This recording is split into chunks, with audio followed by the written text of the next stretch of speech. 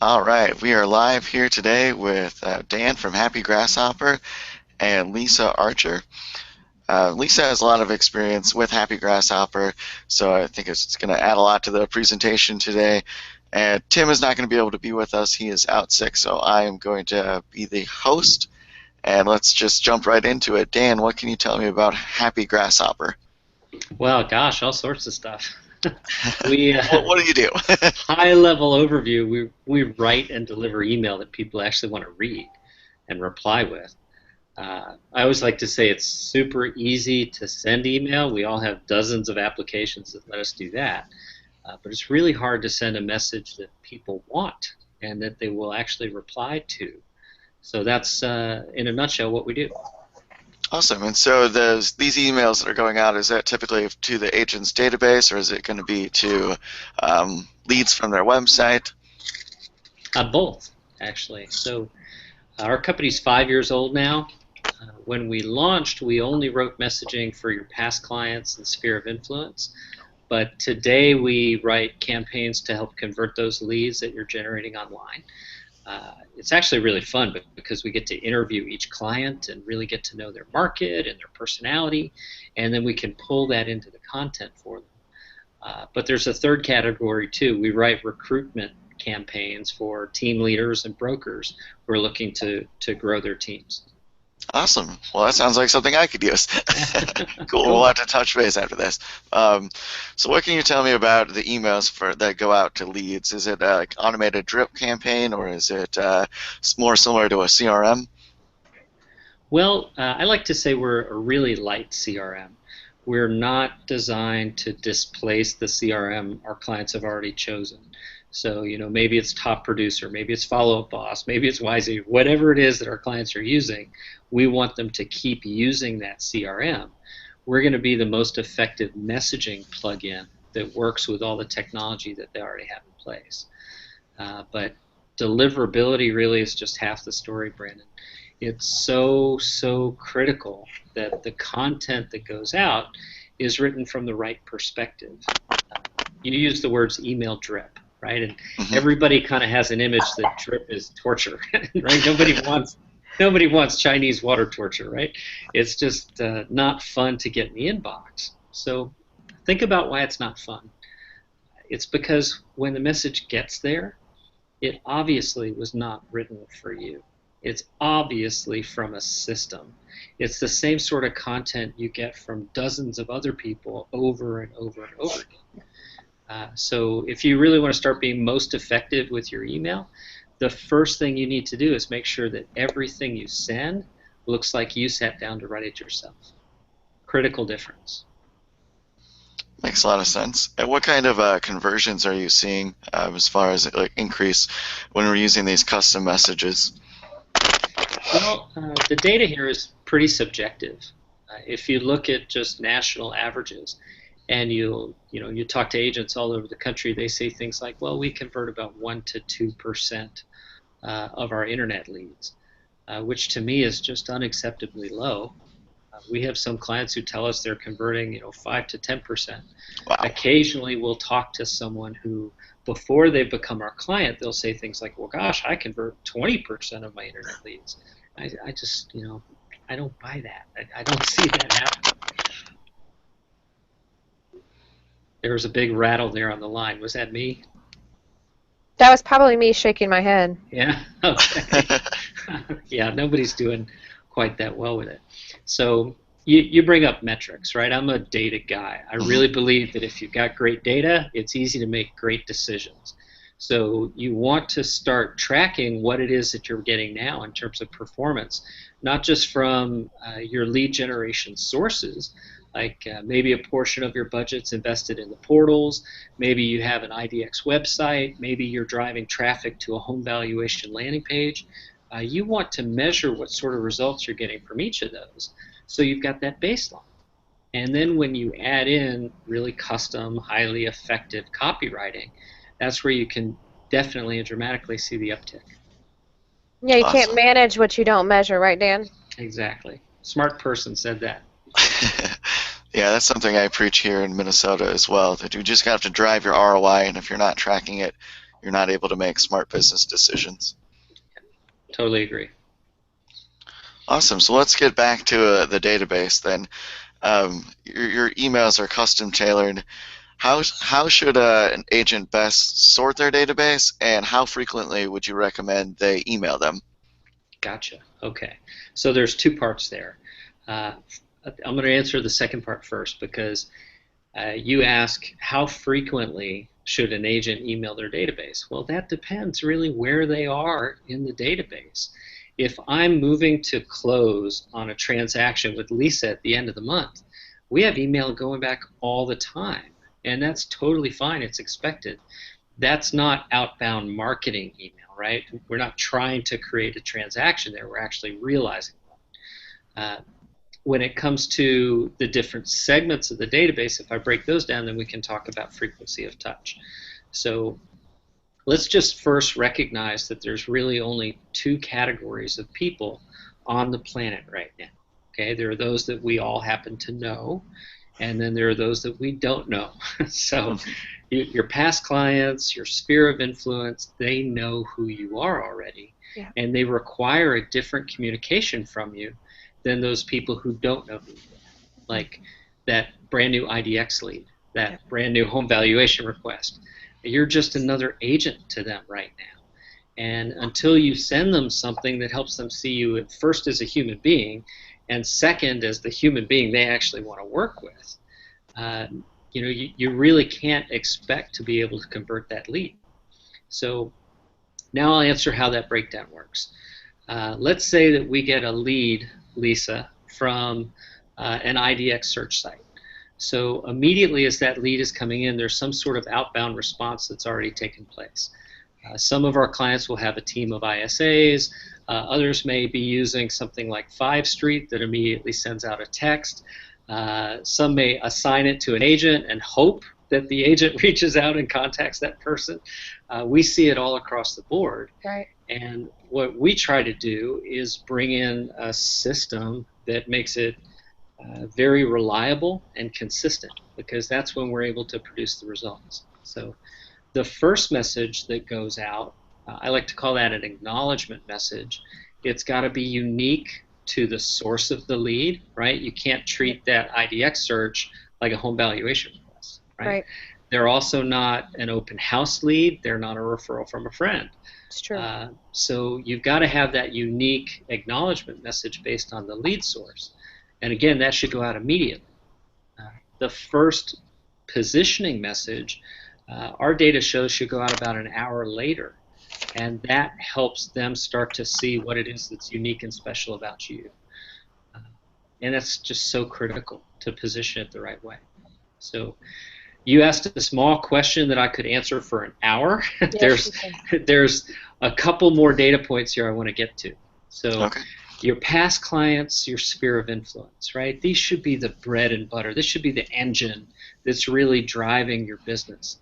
People buy real estate with those they know, like, and trust. We all know that. Yep. So if you want to sell more homes, you need to do a better job of engaging with the people who know you, and you need to do it on a more regular schedule.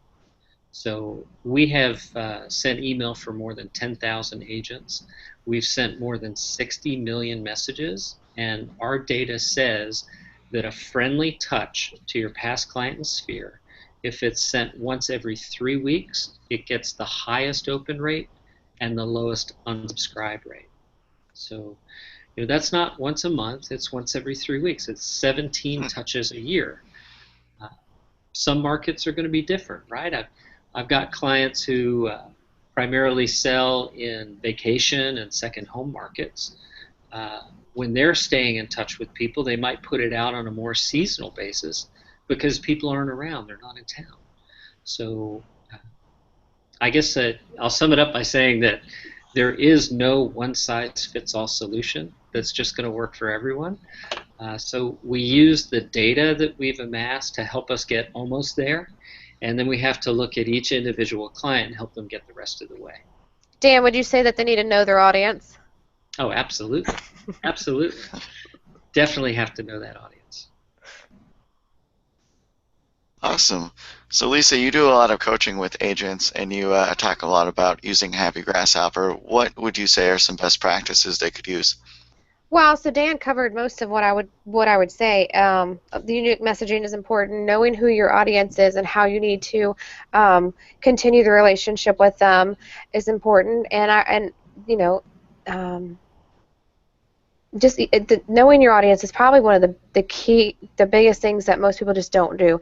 When you're posting something on Facebook or you're sending an email, you've got to be careful like how your tone's coming across and what your words are and who you're saying them to. Do they fit?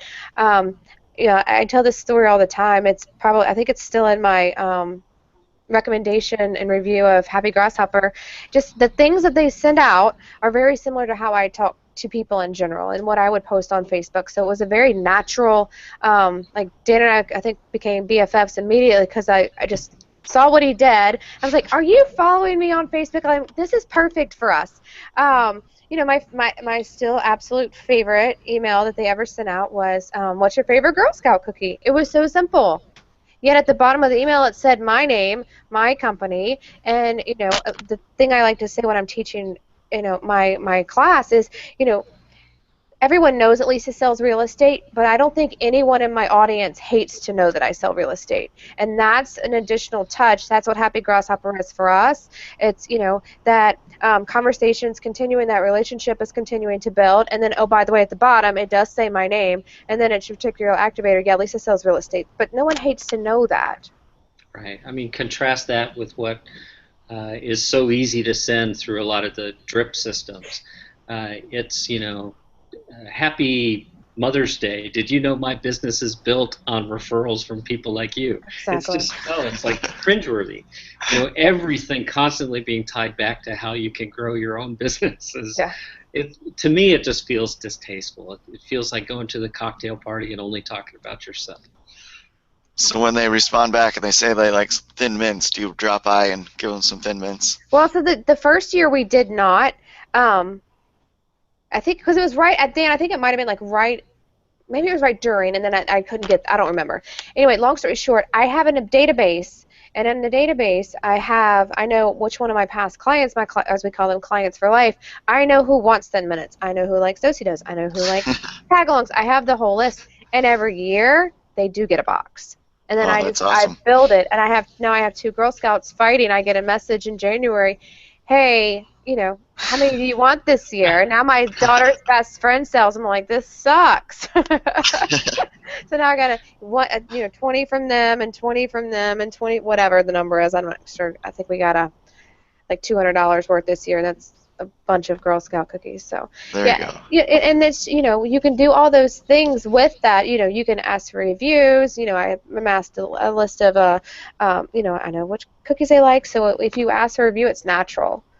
I immediately know and have a reason to, go back to them and just, bring them something of value.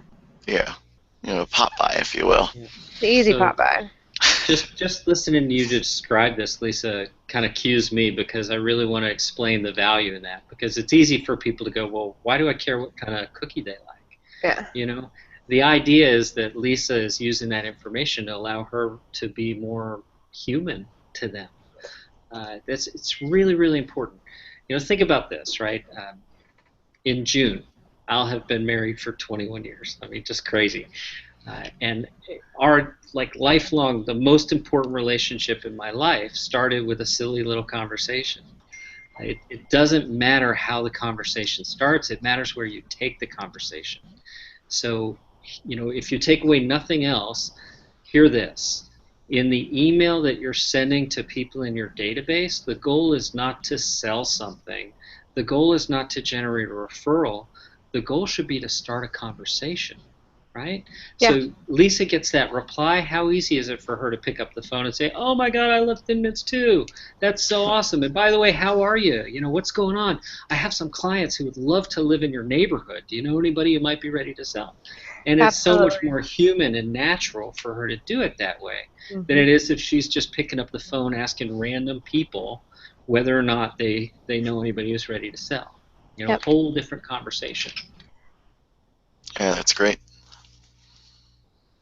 All right. So I could I mean, there's Lisa. There's like two other things you mentioned. If Go for it, Dan. okay, all right, I'm Take going it to and dive run in with here. it. I'm going to dive in here because you mentioned the Girl Scout cookie story, and I responded by mentioning Mother's Day because I've been sitting down writing Mother's Day messages here the past few days. It's so important that when you send the message, it's relevant to the moment in time that you're sending it. Yeah, There's no point sending that Girl Scout message when you're months and months outside of cookie season, right? exactly.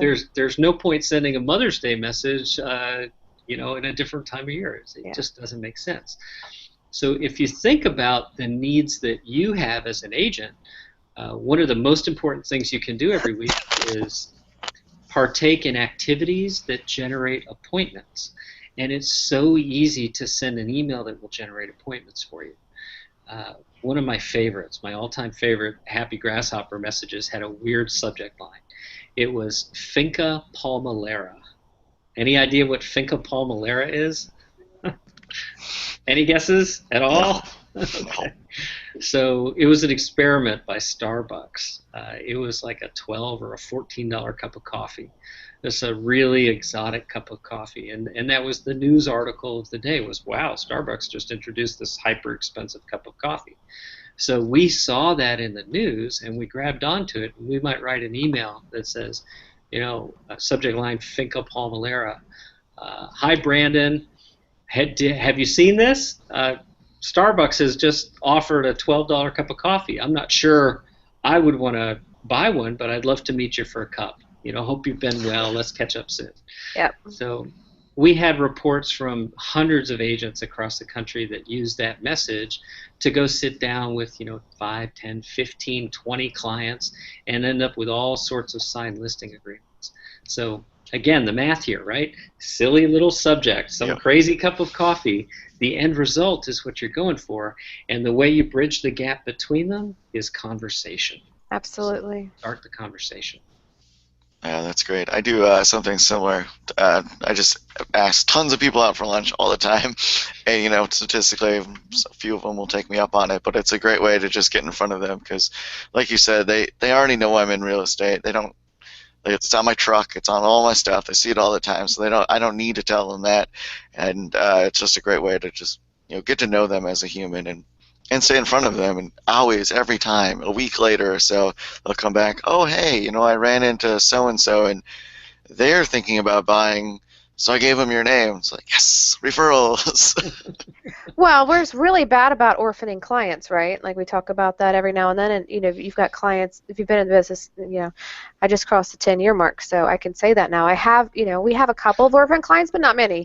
If they're orphan, there's likely a reason for that, because this is, repeat and referral is a big source of our business. It's about 30-35% of ours, and you have agents all the time, and especially when I'm teaching, they're like, "Oh, I can't call them. It's been so long." I'm like, pick up the phone or send them an email, and the conversation goes like this: "Hey, I was driving by your neighborhood this weekend. I just wanted to check in on you. How are you?"